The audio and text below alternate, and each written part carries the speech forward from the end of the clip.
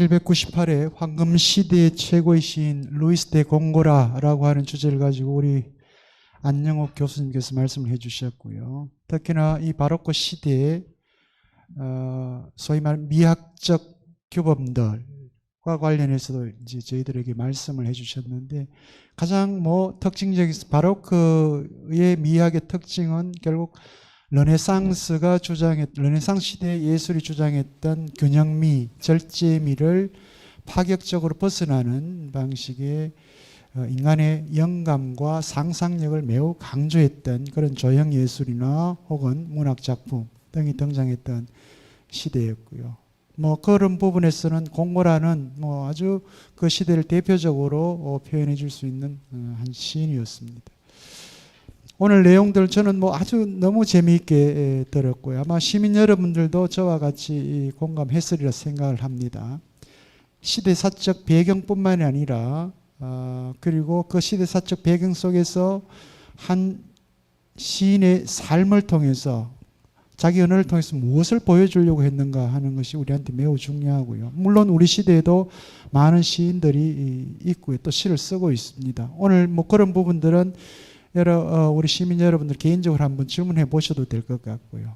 그러나 이 공고라는 바로 이 공고라의 시 정도에서 그냥 스페인에서 머물렀던 것이 아니라, 이 콩골리즘은 그 이후에 17세기, 18세기, 19세기, 특히 19세기는 남미의 문화에까지 엄청난 영향을 또 끼치게 되죠. 그런 의미에서는 지금도 여전히 남미 쪽에서는 이 콩골리즘이 그대로 남아있다고 표현해도 되고요. 우리도 우리 시단에서는 이러한 과식주의라든지 혹은 교양주의가 여전히 또 남아있기도 합니다. 오늘 그런 물음과 관련해서 이미 시민분께서 저에게 또 질문도 주셨고 하기 때문에 먼저 시민분의 질문을 받고 답변을 드린 후에 플로에 계시는 여러분들 질문을 받도록 그렇게 하겠습니다.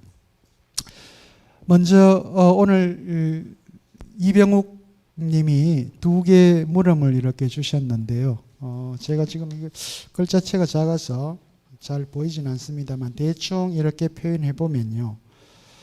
루이스 데 공고라라는 시인을 만나다 보면 난해하고 어려운 시라는 그런 주제를 접하게 되는데, 농무를 썼던 신경림 시인이 시인들과의 어떤 자담회에서 이러한 난해한 시들에 대해 이렇게 말씀하시는 걸 들었다고 그러네요. 이제 우리 좀 솔직해지자. 이 시대에 대해 나도 모르고 당신도 모르고 우리 모두 모르는 것 아니냐. 이렇게 이제 표현했다고 그래요. 시인들에게 우리 좀 이제 솔직하게 쓰자. 이렇게 이제 표현을 한 반면에 최근에 돌아가셨죠. 황현산 시인, 문학평론가이기도 하고요. 저는 개인적으로 이분의 글을 참 좋아하는데, 이 황현산 선생님은 이 난의 시를 적극 옹호하고 이런 시를 쓰는 젊은 작가들을 적극 지지해 주셨다는 신문 기사를 읽은 적이 있습니다. 그렇다면 우리 일반 시민들은 이런 난의 시를 어떻게 받아들이는 게 좋을까요? 라고 하는 질문입니다. 혹시 여기에 대한 우리 선생님 답변이 가능하시면 좀 해주십시오. 여기서만이 아니라 유럽에서도 나왔었어요. 그리고 공고라 씨가 나왔을 때도 이런 질문이 일어났고요. 그때 공고라가 이야기했던 게 있습니다. 난의 시, 그거는 우리가 지적인 즐거움을 준다. 우리가 지금 어렵지만 그걸 알기 위해 가지고 이것저것 파다보고 또 분석하고 읽어보면은 거기에서 오는 이 지적 즐거움은 무엇보다도 크다. 사실 저도 그랬어요. 깨베도 시를 번역하면서, 공고라 씨는 물론 그 전에 깨베도 시를 번역하면서 하나하나 그게 풀어나갔을 때 그 즐거움이 너무 컸었어요. 그런데 제가 아까 그 공고라 삶을 이야기했었을 때, 이 사람은 대학교 시절에 굉장히 문학을 굉장히 좋아했다고 그랬죠. 그리고 굉장히 여행을 많이 했었어요. 그러니까 역사적으로 대표적인 예술가들이 삶을 보면 대부분 굉장히 책을 많이 읽고 그리고 세상을 많이 봐요. 세상을 많이 알아요. 우리 세르반테스는 그랬다 그랬잖아요. 길바닥에 떨어져 있는 종이 조각도 주워서 읽었다. 예. 그러니까 이런 어려운 시가 나오면 내가 모르는 것이 뭔가 자기 반성, 자아 성찰이 될 것 같아요. 내가 왜 이걸 이해하지 못하지? 그래서 그것을 이해하고자 막 이렇게 다른 자료도 뒤지고 막 머리도 써가면서 하다 보면 나중에 그게 깨쳤을 때 그 지적 즐거움이라는 건 정말 어마어마합니다. 예. 그래서 여기서 신경림 씨가 우리 좀 더 솔직히 보자. 이 시에 대해 나도 모르고 당신도 모르고 우리 모두 모르는 거 아니냐. 예. 알아야죠. 왜? 시인이 쓸 때는 뭔가를 의도가 썼을 거라고요. 모르는 거는 우리가 무지해서 모르는 것이지 시인이 무지한 건 아니라고 저는 보거든요. 예. 그러니까 우리는 좀 더 시인들에게 좀 더 뭐예요? 충실하게 다가갈 수 있도록 우리가 스스로 교양도 쌓고 소양도 쌓아야 된다는 그런 생각을 해봐요. 그리고 우리가 시가 너무 말초적인 것만 가볍게 스쳐가고 위로만 하는 시로 흘렀다는 것에 대한 반성도 좀 해봐야 되고요. 네, 고맙습니다. 저도 사실은 개인적으로 저희 학교 이제 퇴임을 하셨습니다만 한때는 동료였던 이성복 선생님의 시를 읽으면서 사석 술자리에서 제가 한번 아주 무리하게 그렇게 질문을 드렸던 적이 있습니다. 선생님 너무 언어 유희에 빠져 계신 것 아니냐, 말장난 너무 심하신 거 아니에요? 라고 이러 웃으면서 제가 그렇게 그건 사석이었습니다. 사석에서 그렇게 했던 적이 있는데 말씀은 안 하시고 아무것도 모르는 것이라고 하는 표현으로 이제 표정으로 저를 보였던 것 같아요. 예. 우리 이병옥 선생님 두 번째 물음입니다. 미술이나 음악같이 다른 예술 분야에도 이해하기 어려운 난해한 작품들이 있습니다. 그런데 어려운 그림을 보거나 음악을 들을 때 느끼는 당혹감보다는 어려운 언어로 표현된 문학 작품에서 더 큰 당혹감을 느낄 때가 많습니다. 언어의 속성이나 본질이 그림이나 음악과는 차원이 다르기 때문에 우리가 그렇게 느끼는 것은 아닐까요? 라고 하는 또 소박한 질문입니다. 여기에 대해서도 혹시 답변 가능하시면 해주시기 바랍니다. 아까 그 답과 같은 맥락에서 가능할 것 같은데요. 경험이 많을수록 이런 이야기를 하죠. 인간의 세계는, 인간 개개인의 세계는 자기의 상상의 세계와 비례한다. 또 자기의 경험의 세계와 비례한다. 어려운 것도 자꾸 듣다 보면 쉬워져요. 이 시도 제가 공고라 시를 번역할 때 사실 제가 대학교 스페인에서 유학해서 그 공고라 시 폴리페모스의 갈라테아를 갖다가 황금세기 담당하신 선생님이 6개월 동안 그 작품 하나만 가지고 강의를 하셨어요. 스페인에서 유럽 그때 한 학기가 1년이었거든요. 정말 그때 진짜 어려웠어요. 어려워서 그때 생각하기를 지금 되돌아보면 그 어려운 시를 스페인어로 들었으니 얼마나 용감했는지 그 젊음이 지금 부럽습니다. 근데 지금 와서 보면 야, 이렇게 이제 어느 정도 인생의 경험이 쌓였어야 내가 이제 이걸 이해하는구나. 그런 생각을 했어요. 그래서 이번에 번역을 하면서 내가 헛살지는 않았구나. 이 시를 번역할 수가 있으니 이해할 수가 있으니 그런 생각을 했습니다. 예, 고맙습니다.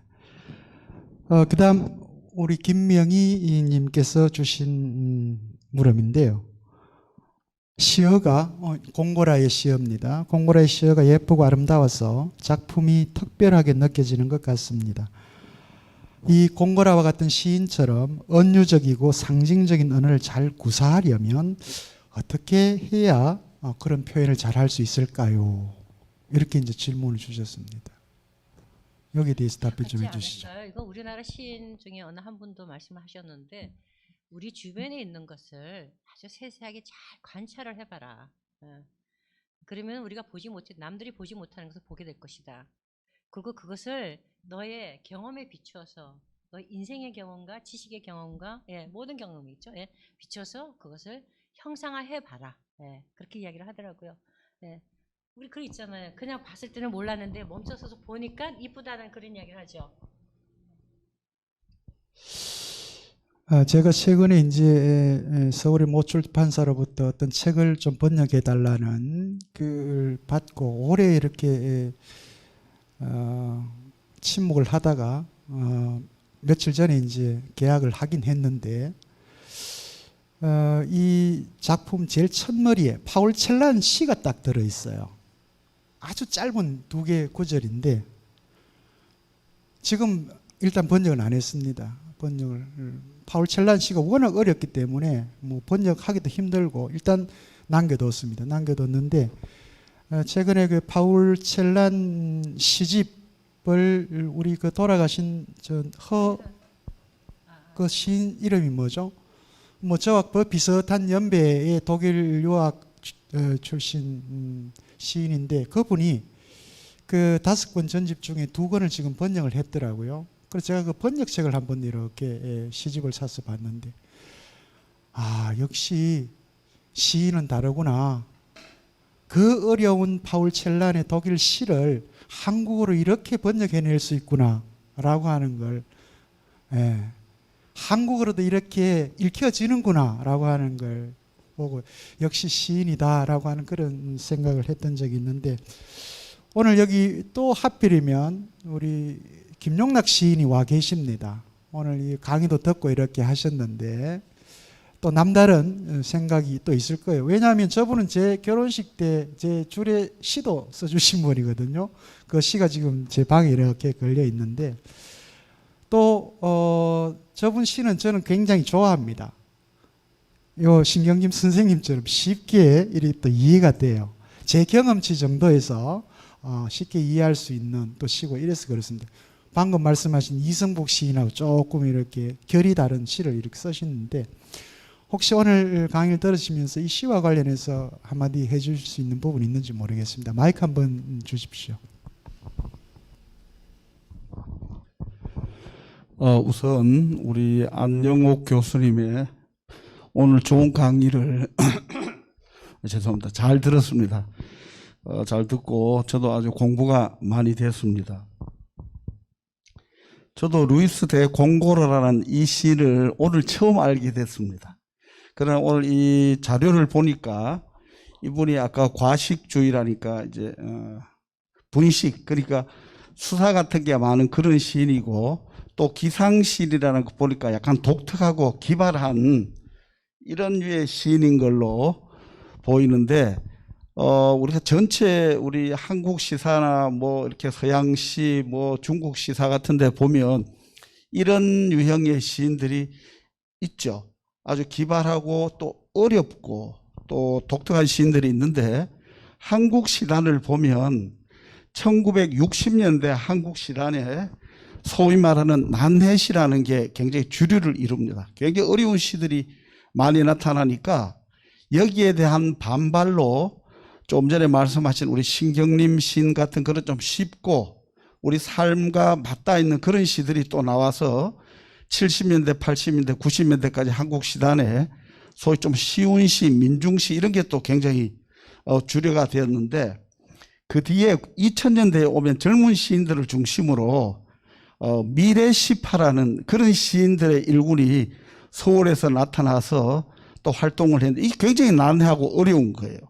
그래서 사실은 시라는 걸 우리가 읽고 소통하는데 좀 중심을 두느냐 아니면 굉장히 난해하고 지적인데 그걸 제대로 이해하기는 어렵지만 그걸 읽는 과정을 통해서 우리가 세계와 어떻게 소통하고 세계를 자기 주체 안으로 끌어들이고 하는 그런 과정을 통해서 우리가 뭐 인식의 지평을 넓힌다거나 하는 또 가외의 시를 이해하는 방식이 있는 것 같은데 이 공고르라는 시인은 아마 그 후자 쪽 좀 난해한 시인인 것 같고 특히 이제 한국의 저 같은 독자들은 저분의 16세기, 17세기 소위 말하는 이제 스페인 또 유럽의 지성사를 그래서 어느 정도 기본적으로 알아야 이해가 되는데 실제 그걸 우리가 보통 사람들은 알기가 어렵단 말이에요. 그러면 더욱더 이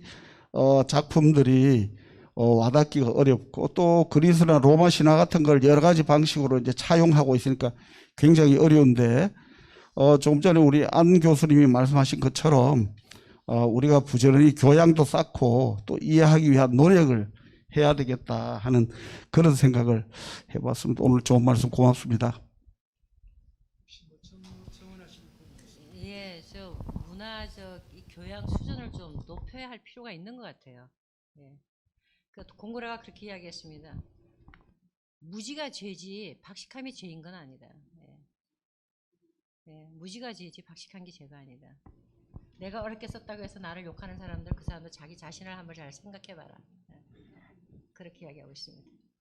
혹시 우리 시민 여러분들 공감하십니까? 그러니까 저희 목요 철학원에서 하는 인문학이 어려운 게 아닙니다. 이게 결코 어려운 게 아닙니다. 여러분들의 교양을 더 이렇게 높이는 그런 단계에 있는 것이기 때문에, 예. 아까 우리 선생님께서 이 유럽의 시, 그게 뭐 스페인 시를 특징하는 건 아니라고 저는 생각하는데, 유럽의 시는 주로 시인들이 창작물로 쓰는 것이지 어떤 위로나 치유를 위해서 쓰는 건 아니다라고 이렇게 표현을 하셨어요. 근데 저도 지금 뭐 우리 김용락 시인 선생님과 같이 이렇게 어떤 특정 문학회에 시를 가르치시고, 저는 이제 철학, 고전 텍스트를 이렇게 읽고 토론하는 걸 지금 수년째 이렇게 하고 있는데, 그분들은 이렇게 보면 자기 시를 이렇게 쓰는 과정들을 이러고, 한편으로 보면 자기 개인의 말 그대로 창작물로서 이렇게 시를 쓰는 것 같으면서, 또 다른 한편으로는 자기가 쓰는 그 시 활동 과정을 통해서 그 위로를 또 받기도 하는 것 같아요. 그러면서 자기들이 시를 쓰지만 그럼에도 불구하고 시 이외에 아까 말씀하신 것처럼 인간에 대한 이해, 그리고 세계에 대한 이해를 좀 더 넓히기 위해서는 여전히 이제 그분들은 공부를 해야 된다는 그런 생각을 갖고 있었고, 그게 저하고 또 우연이 돼서 철학책을, 고전을 읽고 함께 토론을 하고 하는 그 과정을 지금 한 7, 8년째 이렇게 하고 있는데, 그분들 정말 그런 분들이 저는 주변에 굉장히 많은 것 같아요. 요즘은 지역 대구에서뿐만 아니라 조그마한 소도시 이런 데도. 그게 지금 현재 우리 시민들의 교양 수준이 뭐 과거 어느 때보다도 아주 이제 높이 올라가고 있는 그런 상황이 아닌가 이런 생각을 해봅니다. 혹시 시민들 중에 여러분들 오늘 강의된 내용과 관련해서 궁금한 점 있으면 지금부터 질문을 주시면 답변을 해드리도록 하겠습니다. 자, 손을 들고 어디에서 오셨는지 말씀을 해주시고 저희들에게 질문을 주시면 될 것 같습니다. 뭐 어렵게 생각하지 마시고요. 공고라의 시가 어렵다고 여러분들이 질문이 어려워야 될 이유는 없죠. 그죠? 가장 소박한 데서 출발하는 게 가장 근본적인 질문이 될 겁니다. 아마. 시는 어떻게 써요? 뭐 이렇게. 질문을 기다릴 동안 한 가지 말씀을 드리면, 서양 문화를 이해하는 데 있어서 가장 기본되는 게 그리스 로마 신화하고 성경입니다. 네. 특히 르네상스와 바로크 시대 또는 신고전주의 쪽을 이해하시려면, 더구나 중세 문학도 물론이고요. 그것을 기본적으로 아셔야 됩니다. 그리고 지식을 하나의 지적 허세로서 하시지 마시고 진정으로 여러분의 교양을 높이는 어떤 그런 걸음이 됐으면 좋겠어요. 네. 뭐 우리 대구 시민들은 지금 몇 년째 고대 그리스부터 해서 쭉 이렇게 지금 짚고 계시고 그러죠. 예. 저희 목요 철학 이면 포럼에서 추구하는 게 그겁니다. 나는 목요일날 한번 가서 들었다로 끝내지 마시고 한번 다시 생각해보고, 그것이 뭐 여러분들 지금은 스마트폰 가지고 당장 구글이나 네이버만 들어가도 키워드만 넣으면 나오잖아요. 그죠? 이렇게. 근데 저는 그렇게 하기를 권하지 않습니다. 학생들에게도 그렇고. 스마트폰은 사용하지 마라. 최대한 도서관에 가서 논문이나 텍스트를 찾아라. 그렇게 이제 표현을 하는데, 저는 그게 우리 뇌에도 지금 뇌과학에서는 그렇게 얘기를 하더라고요. 우리가 사유할 수 있는 능력을 주는 것은 직접 책을 찾아서 읽고 자기 손으로 쓰는 그 과정에서 이루어지는 것이, 그때 뇌의 신경망이 가장 많이 자극을 받는다 그러네요. 멍하니 드라마를 보고 있거나 좋아하는 노래가 나오는 걸 이렇게 박수치면서 웃고 있거나 혹은 컴퓨터로 게임을 하거나, 이 과정에서는 실제 뇌가 거의 작동을 안 한답니다. 처음에는 작동을 하지만 그게 계속 이렇게 되면 이제는 그게 뇌가 아주 묘한 놈이랍니다. 그게 이제 자동으로 반복이 되면 이제 뇌가 작동을 안 한다 그러네요. 그래서 여러분들도 아마 직접 이런 걸 듣는 것으로 끝나는 것이 아니라 관련된 책을 또 한번 찾아보고 확인해보고 하는 이런 작업들이 계속 이어지면 오늘 말씀하신 것 중에 지적인 즐거움이 거기서 아마 생기지 않을까 이렇게 생각을 해봅니다. 예, 질문 있으면 질문을 해 주십시오. 예, 선생님.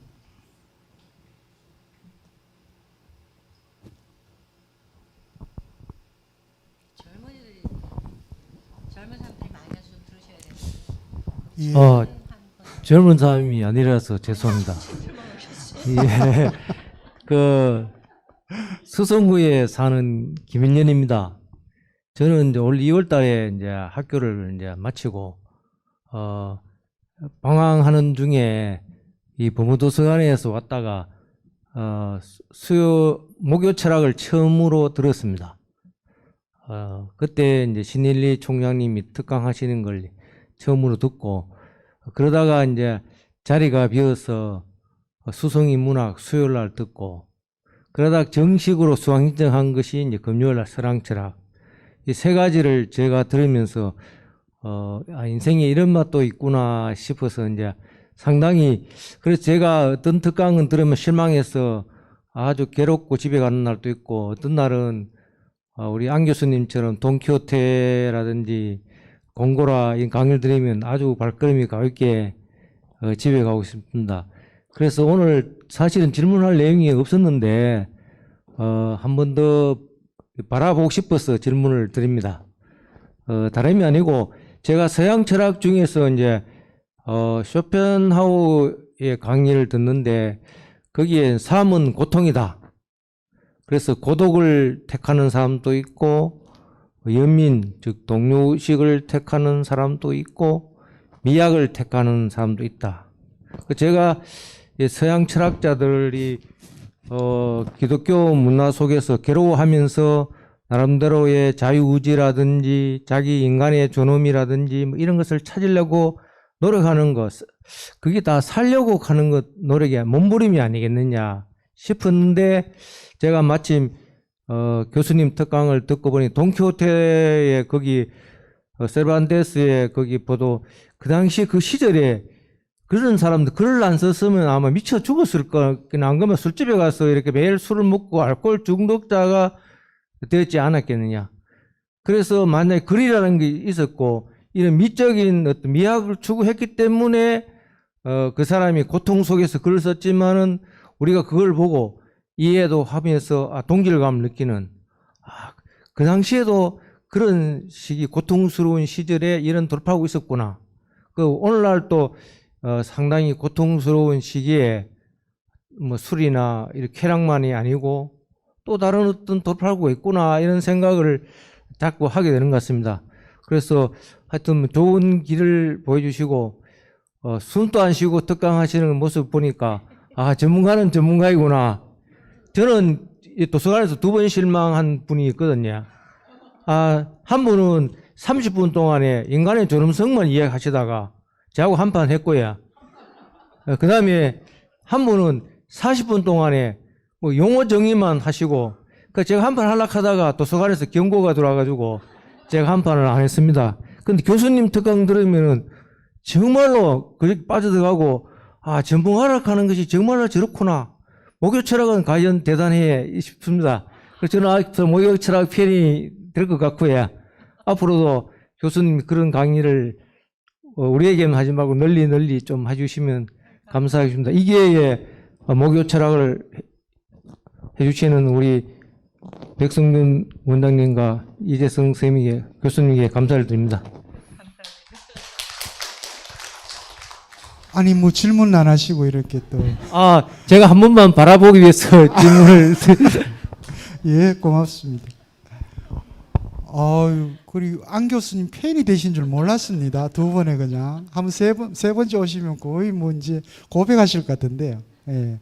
자, 또 질문 있으면 질문 받겠습니다. 뭐 시간이 많이 남아 있는 건 아니니까 제가 뭐 한두 분 질문 예. 선생님 어디서 오셨는지 예, 감사합니다. 좀, 법무동에서 왔습니다. 박중수입니다. 지난번에도 그랬고 오늘도 대단히 감동했습니다. 근데 그 교수님은 여러 가지 우리가 선택을 인생을 하게 돼 있잖아요. 근데 왜 이 스페인, 이 스바나를 선택하셨는지 어떤 계기로 이걸 전공하셨고 현재 어떤 이 길이 뭐 선택이 잘 됐다고 생각하시는지 이 기회에 좀 말씀 부탁드리겠습니다. 네. 아, 제가 돈키호테를 번역하고 난 다음에 돈키호테에 있는 명문들을 가지고 제 인생, 삶과 제 독서 경험들을 담아가지고 낸 책이 있습니다. 돈키호테의 말이라고. 그게 제가 왜 스페인을 좋아하게 됐고 공부를 하게 된 거에 대한 이야기를 써놨어요. 지금 다시 말씀을 드린다면 저는 원래 미술을 굉장히 좋아했습니다. 뭘 보고 그리는 걸 좋아했고, 그런데 어떻게 기회가 좋아가지고 세계 화집을 구경할 기회가 생겼어요. 화집을. 그래서 화집을 보다 보니까 아까 말씀드린 벨라스케스의 세비야의 물장수라는 그림이 너무 좋은 거예요. 그래서 저는 미대를 갈 생각을 하고 있었는데 그 세비야 물장수가 너무 좋아가지고 미술 엄마 몰래 화실에 다니면서 미술 공부를 했어요. 근데 그 당시에는 그 미술에 대한 이 편견이 별로 좀 안 좋았던 것 같아요. 예능계로 빠지는 걸. 그래서 엄마가 막 이렇게 부모의 그 반대로 해놔서 예술계를 못 가고 그 대신에 그럼 이 벨라스케스가 어느 나라 사람인가 보니까 스페인 사람인 거예요. 그럼 내가 스페인어를 해야지. 그래서 스페인을 하게 됐어요. 그리고 스페인을 하면서 사실 이제 그래서 저는 대학도 그 당시에는 외대 한국외국어대학밖에 없었고, 그래서 저는 사실 고등학교 때 학생회장이었기 때문에 제 부속 고등학교 학생회장이라 그 대학의 의대까지도 공짜로 갈 수 있었지만, 제가 스페인을 너무 좋아해서 스페인을 갔고 스페인어과를 갔고 가자마자 1학기 때부터 내가 생각했던 스페인과 이 수업이 이게 매치가 안 되는 거예요. 그래서 아버지한테 맨날 졸랐어요. 아빠 나 스페인 보내주세요. 스페인 보내주세요. 그랬는데 그게 결국은 제가 학부를 졸업하고 난 다음에 대학원 과정까지만 마치고 결국은 이제 그 당시에는 미국 가는 것도 힘들었는데 스페인까지 여자 혼자 누가 보내주겠어요. 그래서 스페인 정부 장학금을 신청을 했습니다. 그래서 그 장학금을 받고 가니까 아버지가 할 수 없이 보내주시더라고요. 저희 아버지도 미국에서 유학을 하신 분이거든요. 그러니까 유학생에 대한 그게 있었는데 하지만 딸을 또 유럽 보낸다는 거하고 또 다르신 것 같아요. 저희 아버지 참고로 연세가 94이십니다. 아까 어떤 어머니께서 지금 70이라고 이런 나이에 여기 와서 이렇게 듣는다 청춘이세요. 저희 아버지는 94살이신데 한 달에 두세 번씩 꼭 서울에 있는 교보문고에 가서 영어와 영어와 일본어 책을 이만큼 사가지고 오셔가지고 지금 저희 아버지 학교를 말씀드려도 될까요? 저희 아버지 서울대 상대를 나오셨는데 상대 동문회보에 지금 계속 우리나라를 위해서 글을 쓰고 계십니다. 그래서 그 아버지를 보면서 제가 어릴 때부터 제가 막내딸이라 아버지 서재에서 이렇게 먹고 자고 놀고 이러면서 새벽에 눈을 떠보면 4시에 항상 서재에 앉아 계세요. 그래서 교수라는 거는 저런 거구나. 그리고 이제 명절들 되면은 제자들이 머리 깨끗한 왜냐하면 대학원이나 야간 같은 수업은 대기업 간부들도 오셔서 수업을 들으니까 그분들이 오셔가지고 서로 막 담소를 나누는 걸 보면서 저는 이제 차심부름했죠. 나도 교수 돼야지. 교수가 저렇게 좋은 거구나. 저렇게 나이 드신 분들이랑 이렇게 나이가 들어서 저렇게 서로 말씀을 나눌 수가 있는 거구나.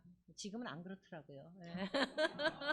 하여튼 그래서 제가 그러니까 스페인어를 택하게 된 거는 그렇고 그리고 택하고 난 다음에 굉장히 만족해요. 왜냐하면 제 성격도 그게 맞고요. 아까 선생님이 막 말이 빨라가지고 막 열광적으로 해서 제가 좀 다혈질이고 더군다나 이 공부라 그 많은 이 이야기를 단 1시간에 한다는 건 무리고요. 아까 그 어머니가 이거 이틀에 걸쳐서 해야 되지 않겠느냐. 돈키호테도 사실 한 학기 강의로도 부족한 건데 제가 여기 와서 1시간 했어요. 그렇죠? 네. 그래서 근데 그 성향이 저하고 많이 맞아요.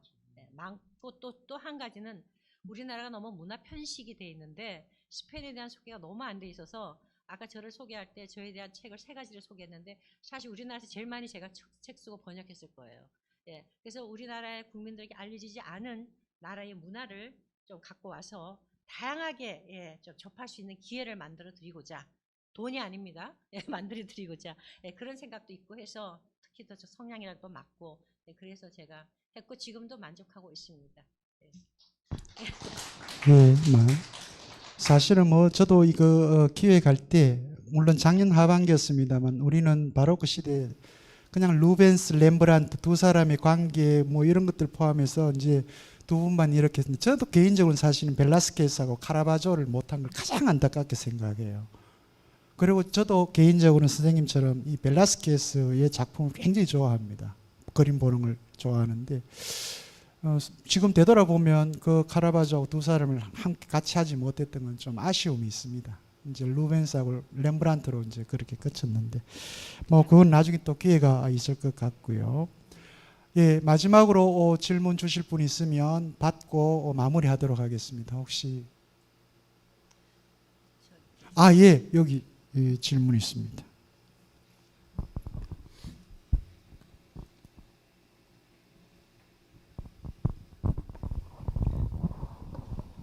예, 대명동에서 온 한규천입니다. 사실은 그냥 조용히 듣고 조용히 내 속으로 사겨가지고 조용히 내 지식이 돼야 되겠다 이 생각을 했는데 저도 사실은 이해를 못하는 그런 경우도 있고 사실은 저도 시 쓰는 사람입니다. 대구문협에 시 쓰는 사람인데 죄송합니다. 어떤 토론장에서 그런 얘기가 나왔어요. 난해한 시를 쓰는 사람이 그 시 쓴 자기도 모르고 그 시를 읽는 독자도 모르고 그런 시를 왜 쓰느냐 이런 얘기를 하더라고요. 그래서 서로 주거니 받거니 얘기를 하고 지금 이런 난해한 시를 자기도 모르고 상대 독자도 모르는 그런 시를 써가지고 시라고 내놨을 때 과연 이 독자들이 그 난해한 시를 읽고 얼마만큼 일반 독자들이 이해를 하고 그래서 이 시를 영역을 넓혀 나가가지고 우리 이 시민들한테 국민들한테 좋은 마음을 심어주고 정서적으로 사랑을 줄 수 있는 그런 시를 이해해 줄 수 있겠느냐. 너들만의 리가 있냐. 난해한 시를 쓰는 너들만 알고 너들만 좋아하고 너들만 아까 교수님께서 그걸 이해하고 지적인 습득을 했을 때 그 쾌감, 그 아름다운 마음을 이해했을 때 그 쾌감, 지적으로 해결했을 때 그 쾌감, 그거는 똑똑한 사람, 적어도 유식한 사람, 그걸 이해했는 사람, 그런 지적인 수준이 상당히 높은 사람들만 이해하고 너희들만 리거전 아니냐. 그 시를 쓰는 그 근본적인 자체가 여러 독자들을, 여러 국민들을 더 아름다운 마음을 갖게 할 수 있는 그런 좋은 시를 쓸 수, 쉬운 시, 이해할 수 있는 시. 그게 맞는 게 아니냐. 이런 얘기가 토론이 오고 하고 그랬는데 그 교수님 견해는 어떠시고? 그러고 또 한 가지만 저도 개인적인 얘기입니다. 저 경주중고등학교 출신입니다. 거기에 우리 국어 선생님께서 원형갑 선생님이라고 계셨어요. 원형갑 선생님이 국어 시간에 제 중학교 때입니다. 어머니가 죽었다. 이 얼마나 아름다운 말이에요. 이제 우리 대구 말씨가 경상도 말씨가 아니고 어머니가 죽었다. 이 얼마나 아름다운 말이에요. 수업 들으면서 그렇다고 질문할 수도 없고 저게 왜 어머니가 죽었다. 그 한 문장이 그렇게 아름답다고. 죽으면 죽었는데 무슨 그렇게 아름답노? 그런데 그 원영갑 선생님이 이 얼마나 아름다운 말이에요. 지금도 저는 저도 소위 말해가 시 쓰는 사람인데 그게 무슨 말인지 아직도 모릅니다. 그래서 교수님이 혹시 아시면은 그 뜻이 뭔지 그걸 묻고 싶습니다. 감사합니다. 예, 고맙습니다. 먼저 첫 번째 물은 거 관련해서 아까 저도 말씀드렸죠. 예, 사람의 관점만큼이나 다양한 현실이 있다고. 예, 이렇게 어려운 시가 있으면 쉬운 시도 있는 거고. 있는데 저는 그래요. 내가 이것을 잘 모르겠다. 몰라. 이거 어려워. 왜 이렇게 난해한 시 썼어? 나는 따뜻하게 해주고 아름다운 시가 좋은데 모르는 시가 있으면 이거 왜 내가 모르지? 한번 생각해 볼 수는 있지 않을까요? 그리고 항상 내가 원하는 것만 읽으면은 그 사람은 발전이 없어요. 내가 좋아하는 것만 접하면은 그 사람 한계는 거기로 끝입니다. 나에게 낯선 거를 접했을 때 그 사람의 영역은 확장돼요. 어머니, 그것도 그분이죠. 그분에게는 그 안에 코노타시온, 그 표현 안에 여러 가지 의미가 들어 있었을 거예요. 우리가 경험하지 못한 그 많은 거. 저희 학교 선생님 어느 한 분이 어머님이 상을 당하셔가지고 제가 안 됐다고 위로 전화를 했더니 아우 저는 속이 시원합니다 이러더라고요. 그거야 우리가 들으면 오해할 수 있는 내용이지만 그분의 경험에서 그분의 삶 속에서 그런 단어가 왜 나왔을까요? 표현이. 우리는 남의 인생을 다 이해할 수 없는 거예요. 아 그런 말도 있을 수 있겠구나. 예. 왜 그랬을까? 나중에 여쭤보면 되는 거죠. 예. 아니면은 그분이 우리보다 또 다른 새로운 우리가 모르는 세계의 경험을 했을 수도 있는 거고. 그러니까 좀 우리는 생각을 넓혀야 돼요. 그래서 제가 그러잖아요. 인간 상상의 세계, 우리의 경험의 세계에 비례해서 우리의 삶의 폭이, 질이, 높이가 달라지는 거예요. 그러니까 우물한 개구리가 되지 마라. 아까 제가 왜 스페인을 전공하게 됐냐. 저희 아버지가 마케팅 쪽으로 하시니까 세계 다니시면서 화집을 거기다 주셨어요. 제가 화집을 안 받더라면, 벨라스케스 그림을 안 받더라면 저는 스페인을 몰랐을 겁니다. 예. 그러니까 우리가 모르는 이 세상에 이 많은 지식 중에서 우리가 알고 있는 것이 얼마나 적어요. 정말 내가 안다는 그 사실은 내가 아무것도 모른다는 그 사실 하나다. 예, 소크라테스 말이 맞아요. 예. 여러분들 알고 있는 게 너무나 미미합니다. 그 내가 모른다고 그게 아닌 건가요? 틀린 건가요? 아니죠. 아 그럴 수도 있겠구나. 왜 그럴까? 나는 왜 그걸 이해를 못할까? 자기 반성을 해봐야 되는 거예요. 자기 성찰. 거기서 발전이 있는 거죠. 저는 그렇게 생각합니다. 예, 고맙습니다. 예. 우리 선생님 기차 예약 시간 때문에 제가 빨리 좀 끊어야 될 것 같습니다. 제가 미리 말씀을 주셨으면. 예, 제가 지금 뭐 마지막 마무리 멘트 하기도 지금 그런 상황이 됐고요. 혹시 여러분들 오늘 나가시면서 이후에 시간 계시면 2014년에 나온 책인데 리스본행 야간 열차라고 하는 영화가 있습니다. 아주 유명한 영화인데 한번 보시면 우리의 삶이라고 하는 것은 우리가 생각한 것처럼 그런 지식의 필연적 단계로 이루어지는 것이 아니라 매번 이러저러한 우연으로 사람을 만나든 책을 만나든 꽃을 보든 그런 우연의 집합이라고 하는 것으로 이루어져 있다라고 하는 것을 보여주는데요.